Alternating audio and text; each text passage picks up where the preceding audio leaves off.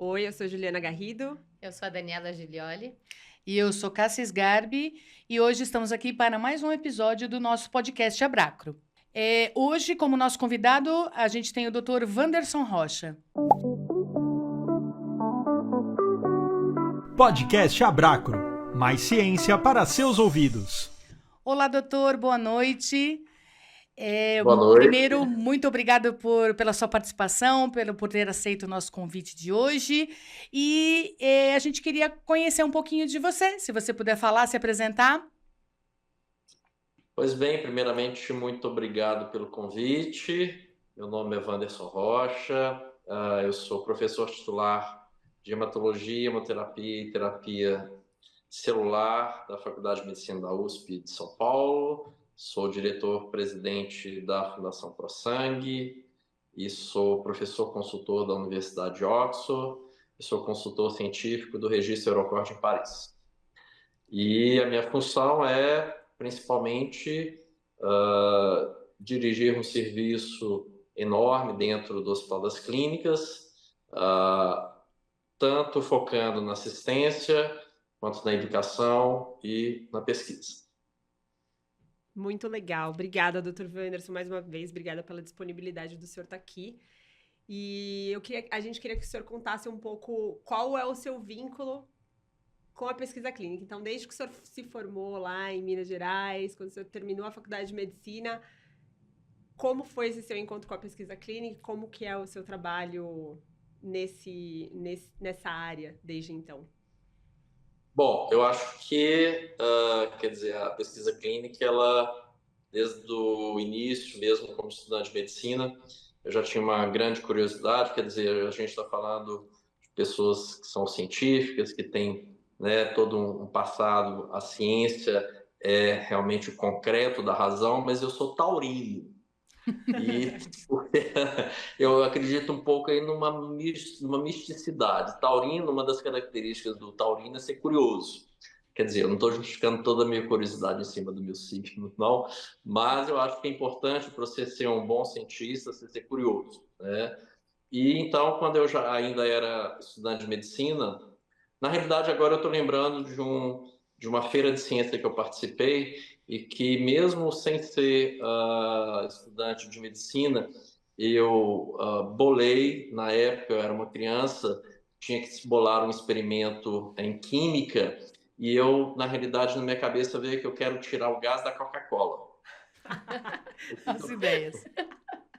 Conseguiu? Eu enchi um balão de sal, coloquei esse balão dentro da garrafa de Coca-Cola e é claro que o balão encheu, né? Então eu consegui tirar, imaginando que o sal, algumas partículas sólidas iriam substituir as partículas gasosas, e que esse gás então iria sair, e eu ganhei um prêmio, né?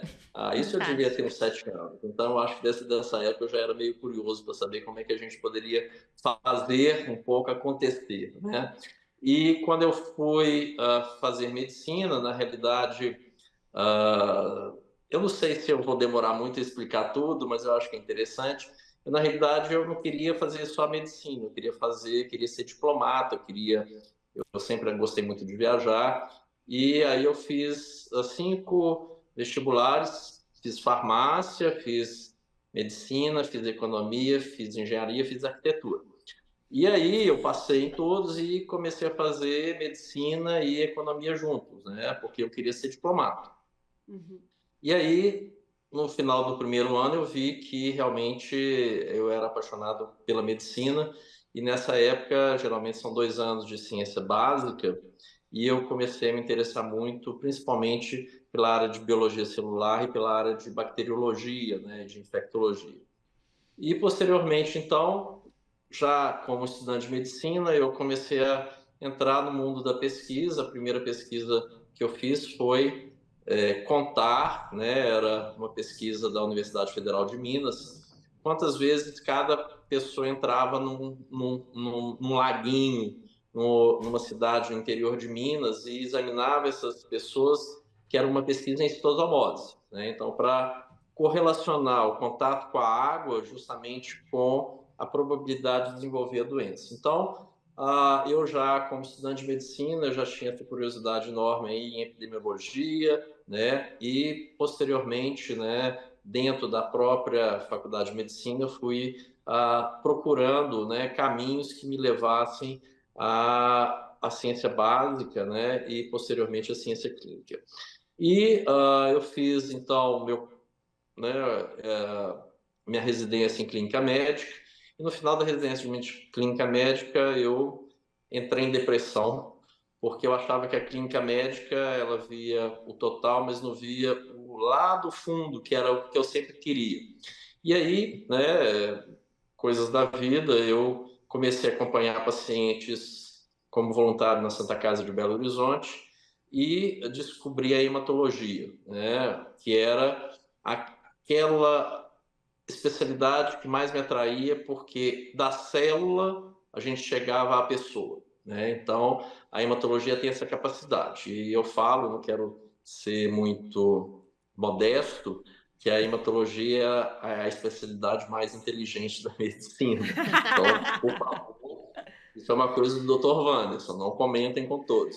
Porque, na realidade, a hematologia ela agrega a ciência, né, básica, é um microscópio. O hematologista ele vai lá, identifica as células, faz o diagnóstico, tem que saber fazer todos os exames, conhece bem biologia molecular, conhece bem biologia celular, e aí parte para o indivíduo, né? E então esse caminho para mim era muito evidente dentro da hematologia. Então eu fui ser hematologista. Já no final da minha residência de hematologia, eu sempre queria alguma coisa um pouco diferente e eu gostava muito de viajar, eu já falava algumas línguas. Eu descobri a possibilidade de terminar minha residência durante 6 meses na Alemanha, né? E aí, o que ocorreu é que em Belo Horizonte, naquela época, eu não vou falar mais ou menos o ano, senão vocês vão calcular a minha idade, mas eu vi que eu poderia fazer uma parte da minha residência na Alemanha. Então, eu fui para a Alemanha, né? Trabalhar no grupo BFM, que dentro da hematologia é um grupo muito importante, porque eles que descreveram as leucemias, né, o tratamento das leucemias. E em Belo Horizonte, naquela época, não tinha fax no citômetro de fluxo, né? E eu resolvi, então, ir para Berlim, né? Eu fui para Berlim aprender a mexer com o citômetro de fluxo, né? Identificar se a leucemia era uma leucemia mieloide, se era uma leucemia de células B, se era uma leucemia de células T, né? E quando eu voltei para Belo Horizonte, eu comecei a ver onde que seria que eu poderia fazer isso, onde que teria um citômetro de fluxo. E descobri, né, que existia um citômetro de fluxo na Fundação René Rachou, em Belo Horizonte, né, que era uma fundação que usava o citômetro de fluxo para estudos de parasitas, né? E eu falei assim, poxa, nós hematologistas, aqui no Hospital das Clínicas, eu já era residente, eu tinha terminado minha residência de hematologia. Como não utilizar isso para a gente identificar os pacientes com leucemia, né? Porque era muito importante. A gente já via fatores prognósticos ligados ao tipo de leucemia. E aí eu comecei eu mesmo, né? Eu pegava uma medula óssea, um sangue periférico, colocava no carro, levava para o Instituto René Rachou, né? E com isso eu fui acumulando experiência, né, em ciência básica, em citometria, ao mesmo tempo ajudando a fazer o diagnóstico dos pacientes com leucemia. E atualmente, né, eu fui formando pessoas para trabalhar com citometria de fluxo. E aí, né, eu fui passando porque eu tinha vários outros afazeres. E eu acho que é isso, esse caráter inovador, né, que eu acho que é importante dentro de um pesquisador, né? Aí, posteriormente, né, eu ainda com minha curiosidade, e em Belo Horizonte, naquela época, ainda não tinha transplante de medula óssea, eu recebi o convite para voltar para a Alemanha, mas eu não achei que seria o lugar que eu mais queria trabalhar. Eu ganhei uma bolsa para ir para a França, né? E terminei minha residência em hematologia. Nesse tempo, antes de ir para a França, eu fiz muita pesquisa, porque eu era da Fundação Hemominas, né, em doenças transmissíveis de sangue, então principalmente hemofílicos e pacientes com anemia falciforme. E então eu fazia pesquisas clínicas, né, vários resumos de trabalhos científicos. Eu sempre tive essa curiosidade né, em associar a pesquisa básica com a pesquisa clínica. Assim, em 94, eu ganhei uma bolsa do Colégio de Medicina dos Hospitais de Paris e vou para a França, né? E na França, então, fazia uma residência em transplante de medula óssea, já que, né, eu já tinha trazido, né, para Minas Gerais citometria de fluxo. Eu queria trazer coisa nova. Então, não tinha ainda transplante de medula óssea naquela época em Belo Horizonte, no Hospital das Clínicas. Fui para a França, conheci a professora Eliane Gluckman, que era uma grande pesquisadora e médica, né, que fez o primeiro transplante de sangue de cordão umbilical no mundo, em 1988. E eu vi ali na França, primeiro, é claro, a gente pensa no lado não só científico, de trabalho, mas viver em Paris, né, tomar bons vinhos, comer um bom queijo, né, falar o francês. Eu já falava bem francês, e eu fui, então, fazer minha residência com uma bolsa do governo francês em transplante de medula óssea. E aí, né, já isso foi setembro, outubro, eu lembro perfeitamente. Em abril, eu virei para a professora Gluckman e falei, olha, eu quero fazer pesquisa, né? E ela, meio desconfiada, como todo francês, falou, olha, eu tenho a possibilidade da gente analisar células CD34 na medula óssea, correlacionar isso com o transplante. Eu falei assim, eu quero fazer isso.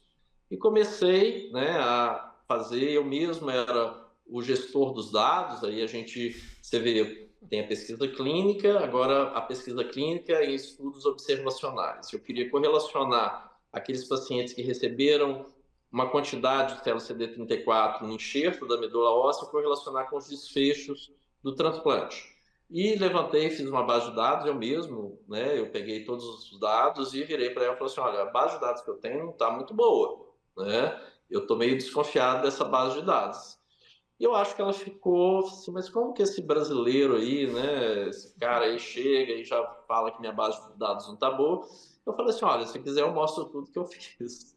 E fui lá, eu não sabia mexer com computador, tá, gente? Então, assim, aí nesse meio tempo eu tive que aprender a mexer com computador, mexer com planilha, Excel, e aí vocês conhecem bem, né? Todos aí conhecem bem essa história, a saber que Excel não é uma base de dados, e aí eu tive contato com estatístico.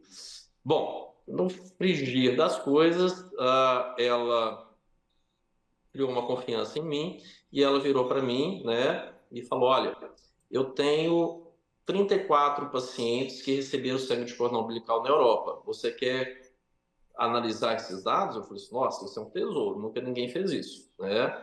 Então, vamos lá, vou pegar esses 34. Mas eu, na minha cabeça, falei assim, 34 é muito pouco, né? Eu não vou conseguir falar nada com 34. E aí, eu tinha uma mesa que ficava atrás do secretariado, e toda hora essa mesa eu recebia portada na cara.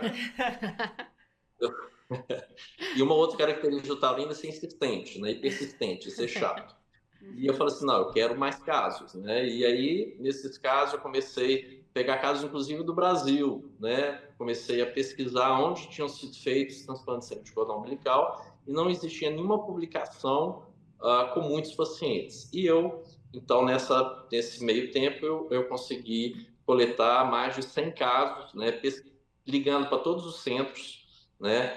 Isso da minha casa, não era nem do hospital. Eu gastava dinheiro fazendo ligação telefônica. Naquela época eu também não tinha celular. E comecei a recolher todos os dados de todos os centros no mundo que fazia transplante de sangue de cordão. E, na realidade, né, a minha primeira publicação é no New England, né, com esses dados. Isso foi em 1997, né? Então, se a gente vê no meu currículo, eu tenho um artigo sobre ceratose congênita, que ela também queria saber se eu conseguia escrever um artigo, e em 97, né, eu publico meu primeiro New England, que é a minha segunda publicação, né? Imagino que... New England... Oi? Imagino que um dos estudos mais marcantes da sua história. Sem dúvida, porque tem todo um esforço, e eu lembro, como se fosse ontem, que eu descobri na hora de enviar a revisão para o New England que tinha um paciente que tinha uma data errada de uma pega de plaqueta. E eu virei para o estatístico e falei, olha, Claude Chastain era um professor, falei assim, eu descobri que tem um erro. É uma data, vai alterar alguns dias. Ele falou assim, Wanderson, eu confio em você. O que você quer fazer? Eu falei assim, eu quero mudar. Então, 5 horas da manhã, a gente estava no departamento estatístico, mudando todo um trabalho por causa de uma data errada. A né? Então, responsabilidade pelo dado é uma característica, acho que de todo mundo do mercado, né? Todo mundo que tá na Não, pesquisa. mas aí vocês não sabem o que aconteceu. É que, na realidade, quando eu falo para a professora Gluckman que eu tinha mudado tudo por causa de uma data, ela voou no meu pescoço. Não, literalmente, eu podia hoje fazer um boletim de ocorrência. Uma queixa formal. Sim. Mas eu falo, olha, minha consciência não ia ficar tranquila. Claro. Do Claude Chapin, que era o estatístico, também não ia ficar tranquilo.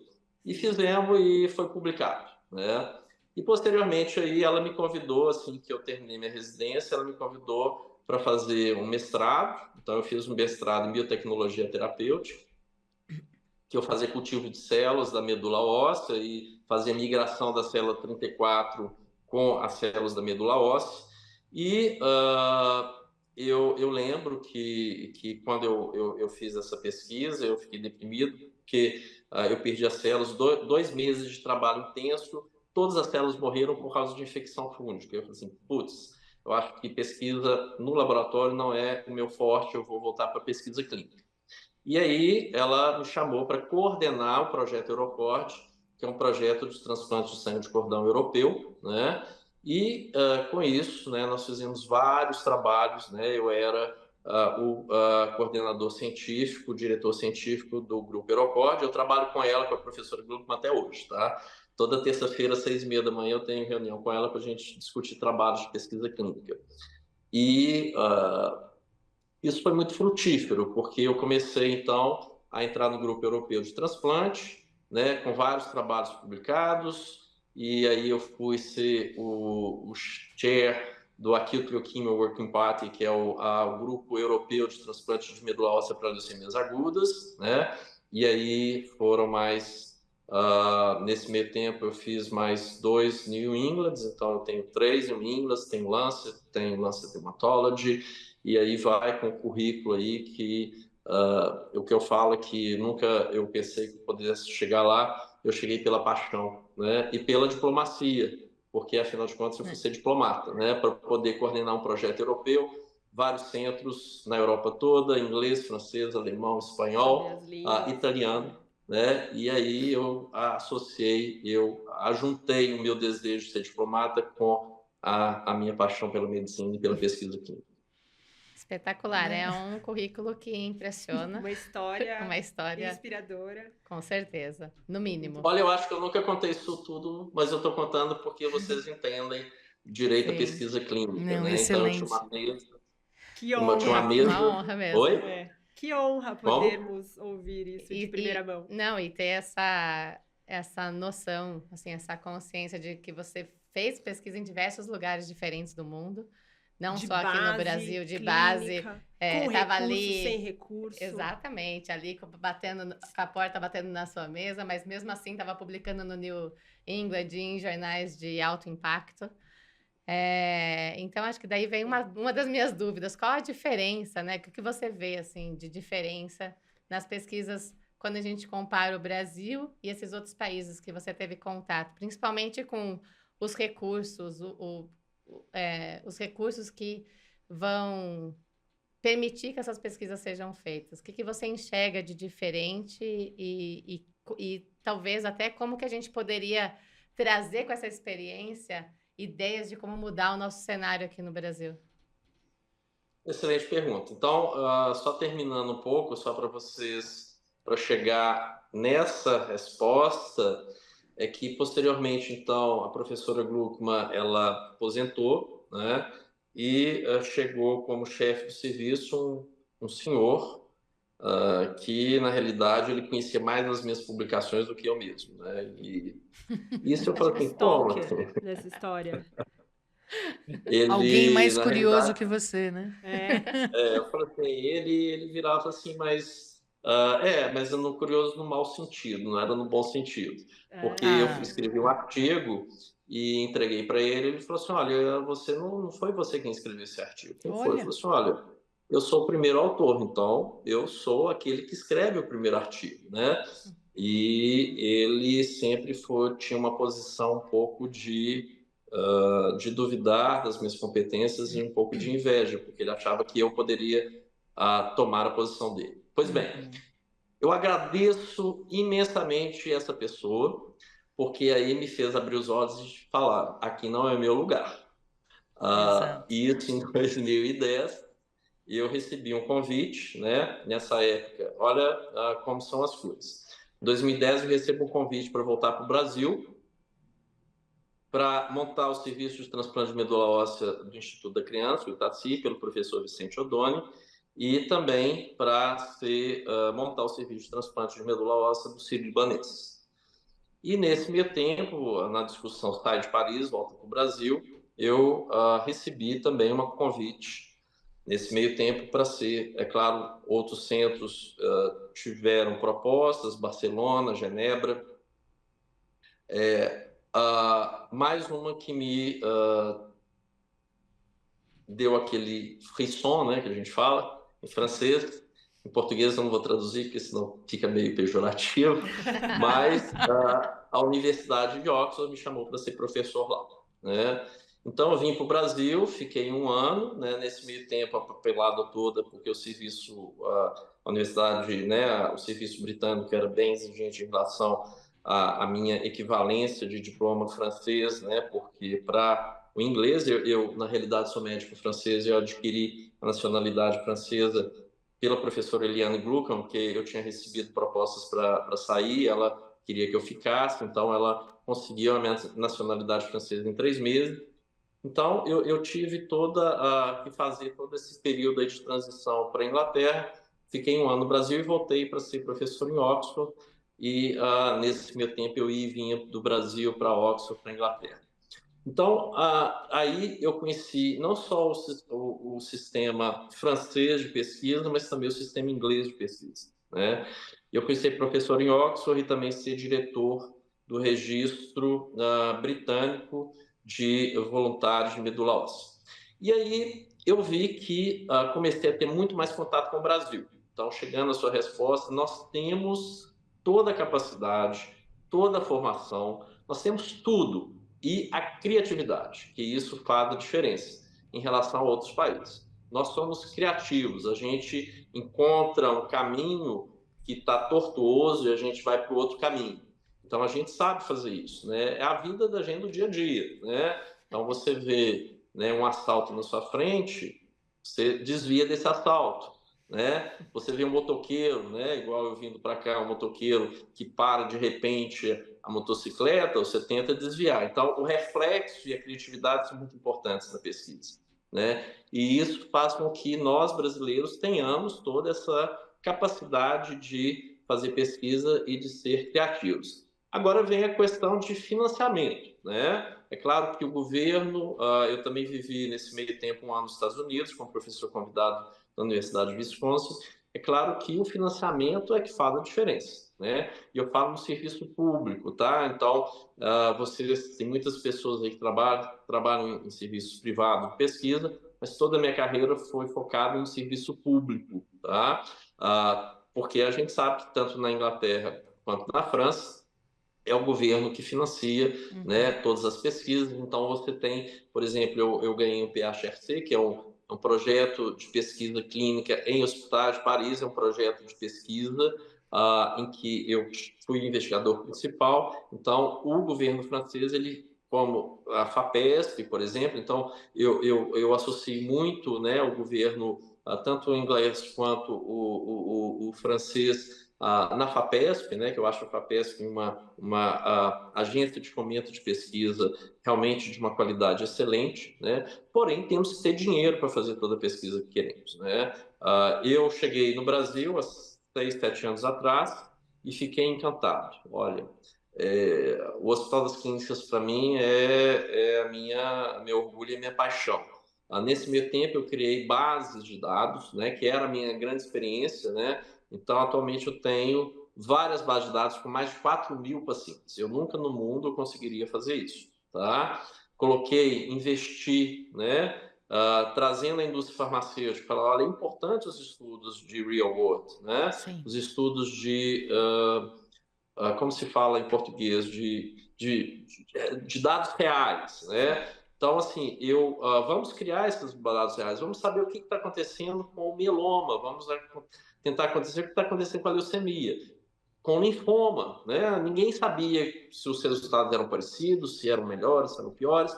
Então, vamos criar bases de dados. E com isso, eu fui trazendo a indústria farmacêutica para poder financiar. Então, a grande diferença é que lá fora os governos investem em estudos retrospectivos, em estudos observacionais, em estudos de vida real. Aqui já fica muito mais difícil e a gente tem que criar, né, mais uma vez, a criatividade de trazer recursos para isso. E também doações, né? Quer dizer, quando eu cheguei no Brasil, eu falei, eu não vou fazer transplantes nessa unidade de transplante, eu fechei, tive a coragem. Vocês imaginam, dentro da USP, um professor que não é da USP, que vem de fora, que fala mineirês, um pouco de francês e inglês, e que chega, né, na USP, né, no meio dos feudos de vários professores e que querem, na realidade, né, mudar alguma coisa. E eu trouxe, então, a Crefisa. Então, eu virei palmeirense para montar uma nova unidade de transplante, né? E nessa unidade de transplante eu consegui diminuir a mortalidade de 30% a 40% para menos de 5%. Ótimo.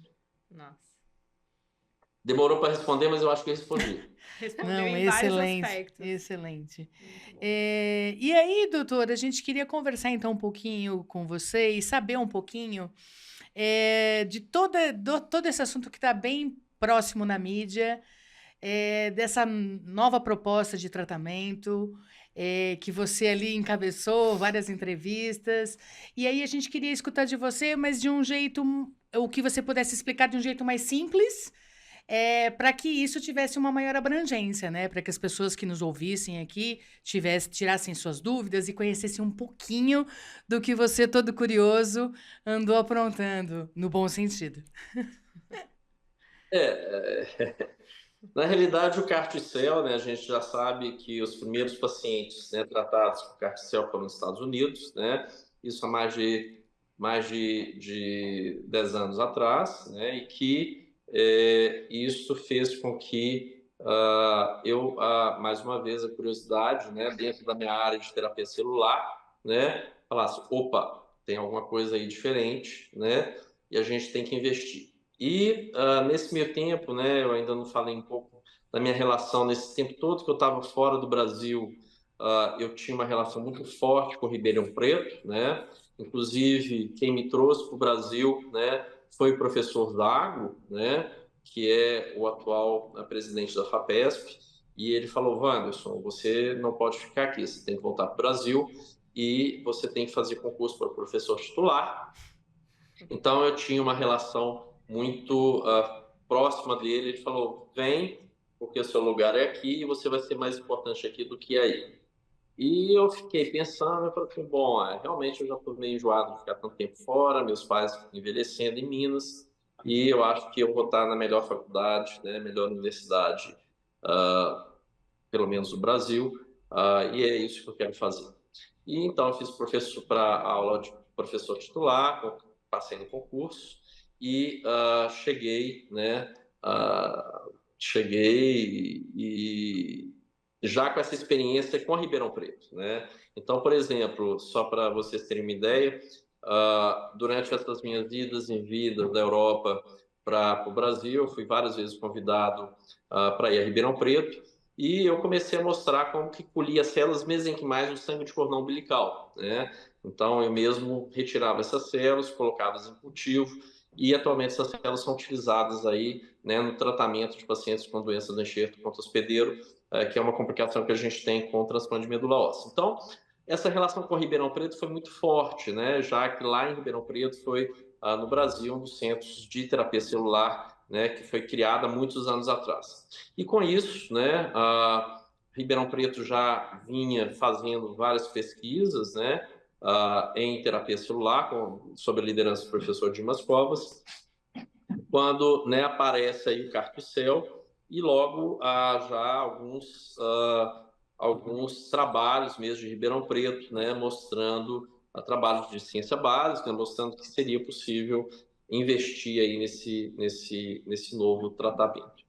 É claro que em 2000 e um pouco antes da pandemia, eu comecei já a sondar, né, tanto Ribeirão Preto quanto as possibilidades de fazer projetos de pesquisa em carticel e trouxe para o Brasil um sistema aí, um cientista chamado Rodrigo Nalho, que está comigo atualmente e que nós fazemos pesquisa em carticel e não só carticel, mas macrófago, NK. Então, eu vou explicar um pouquinho sucintamente, né? Eu acho que todo mundo já leu bastante, a mídia está muito adiantada aí, quer dizer, todo mundo querendo saber o que é. O carticel é uma terapia gênica associada a uma terapia celular, né? Então, nós temos linfócitos T que circulam aí em todos nós, linfócitos B, T, né, no sangue periférico.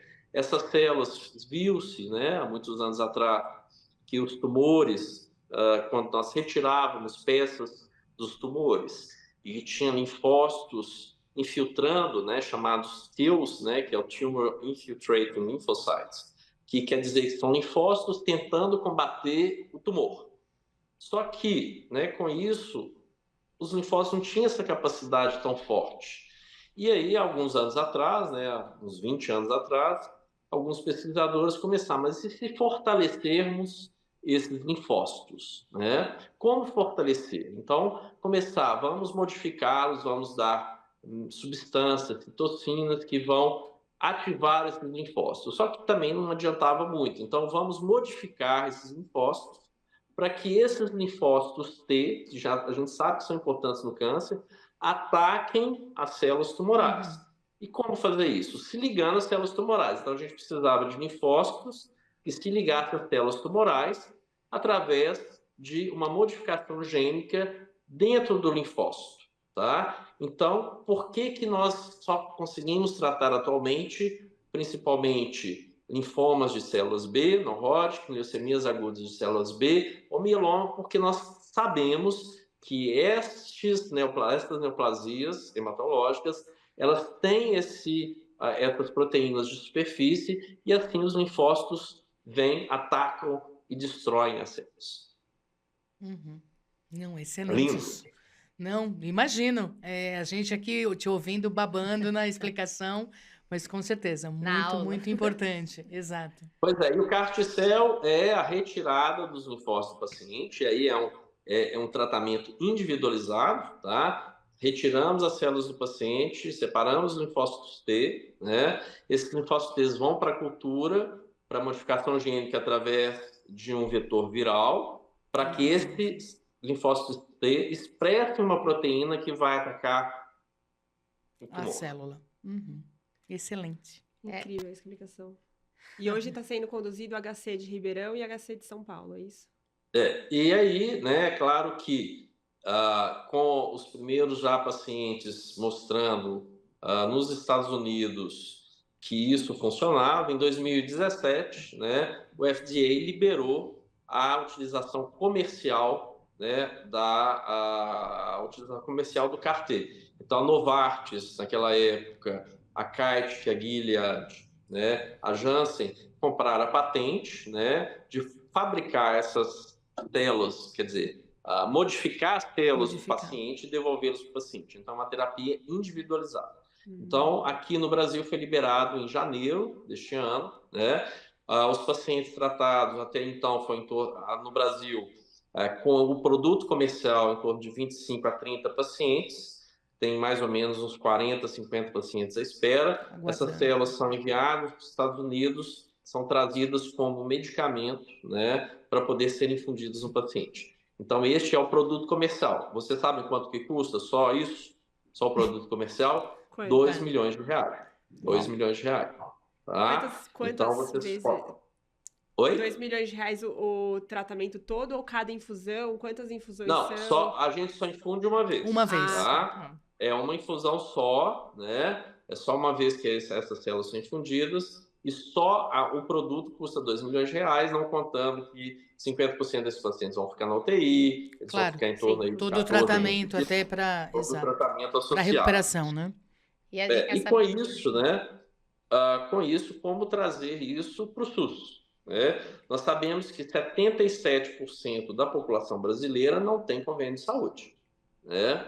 E aí, né, Ribeirão Preto já na ponta, né, começou já a fabricar, né, essas células. Isso foi em 2019, né? Então, eu não sou a pessoa, né, que trouxe isso, eu estou longe disso, né? Eu só usei, né? E Ribeirão Preto, né, com um grupo liderado pelo professor Dimas Covas, né, professor Rodrigo Calado, Dr. Gil de Cunha Santos, então produziam as células e infundiram no primeiro paciente no final de 2019, que foi um paciente que tinha um linfoma não Hodgkin, né, recebeu as células como uso compassivo, já que não existia mais nada para ser feito.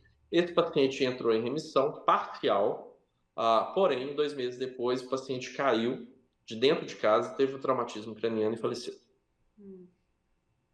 Aí veio a pandemia, 2020, tudo mais ou menos ficou parado, né? Quando retomamos aí em 2021, né, os outros pacientes. E é claro que eu sempre faço parte eu sou um dos investigadores principais também de Ribeirão Preto, né, a convite do professor Dimas Covas. Nós então começamos a ver com mais detalhes aí como poder trazer isso a nível do SUS, né?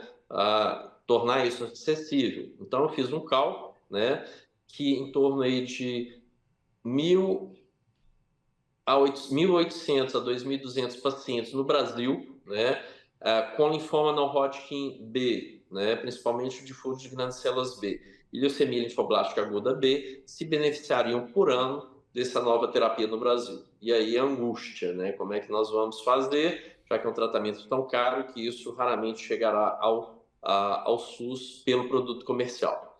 E aí, então, começou-se a fazer o estudo compassivo. O que é isso? Todo mundo sabe, né?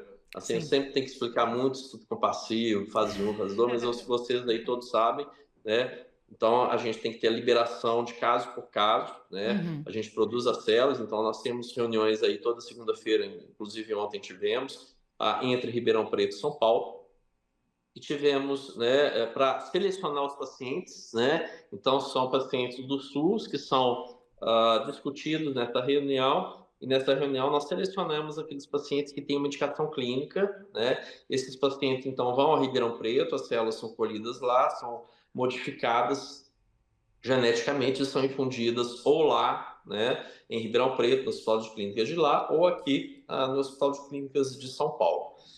Nós infundimos já 3 pacientes em São Paulo. O primeiro paciente foi um paciente que tinha uma leucemia aguda linfoblástica.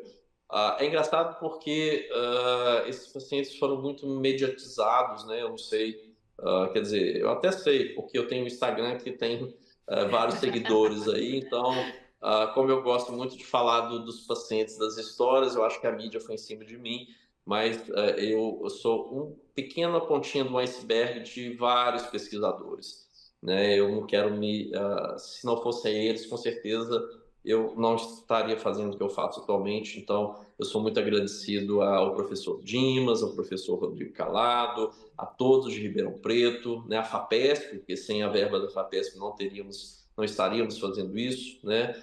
Eu sou uma pontinha de um iceberg enorme. Com certeza. É muito legal esse relato. É muito legal também ouvir esses outros nomes. A gente sabe que a gente não faz nada sozinho, né? Na pesquisa, principalmente, a gente precisa de muita mão dada. Tem os investigadores, tem a equipe multidisciplinar que ajuda. Tem muita gente que a gente precisa capilarizar para conseguir fazer isso, né? O que o senhor falou. Quando a gente fala de estudo compassivo, quando você tem uma equipe que pelo menos sabe o que é, como faz a parte burocrática da coisa mesmo, é super trabalhoso. Então, tem muita mão aí envolvida a parte regulatória. Nesse processo, mas com certeza, muito por conta do Instagram e muito por conta da mídia, seu nome acaba se sobrepondo, né? Ficando divulgando. mais em evidência. E aí eu tenho uma dúvida, que é o que te motiva? Olha que eu choro fácil. A gente também. Mas a gente sabia que a gente ia ter que chorar hoje. É difícil. O que motiva é a vida da pessoa, né? O sofrimento, a empatia, né?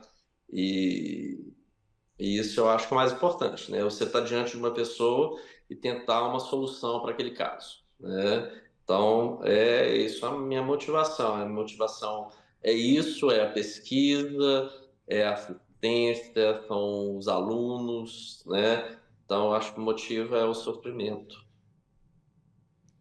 É Muito lindo. bom. É Eu muito bom, acho que isso também é Eu acho que uma isso que força motora motiva nossa aqui todos também, nós que né? estamos na pesquisa, na Sim. verdade, E a assim, o que eu possibilidade de trazer falo, esperança. aham, Eu acho que é isso, a sem possibilidade de dúvida. trazer E esperança. assim, é isso que é importante no trabalho de vocês, né? Eu assim, eu sou, olha, duas profissões que eu valorizo demais, né? A enfermagem, tá? Que eu sou apaixonado pelo que os enfermeiros fazem, e vocês que colhem os dados, que estão no regulatório, para que isso possa ser fruto de pesquisa. Quando eu cheguei, né? Olha para vocês verem, quando eu cheguei no Brasil, que eu vi os resultados da unidade de transplante, se eu não tivesse esses dados, eu não teria Sim, falado, eu não faço mais transplante aqui. Então, eu exato. preciso de vocês para colherem esses dados, para me mostrarem que aquilo é possível ou não é possível. E vocês imaginam quantas vidas a gente salvou modificando uma unidade de transplante. Uhum. Então, assim, vocês estão de parabéns pelo que fazem, né? Vocês têm que ser muito rigorosos nos dados, né? Serem curiosos, né? É claro que a gente está começando, né, no Brasil, né, a fazer mais estudos retrospectivos, a fazer mais estudos, tem várias, né, empresas já aí direcionando, né, para as pesquisas clínicas, então a gente tem um potencial enorme e que vocês não têm noção. Eu tenho noção porque eu vivi fora, mas chegando aqui no Brasil eu vejo o tesouro que é, né, o tesouro que é isso aqui. Excelente, doutor. E para fechar, porque a gente está acabando aqui já o nosso tempo, a gente queria escutar também de você um pouquinho. A gente sabe dessa questão de tratamento, de acesso, né, de como fazer, de como conseguir.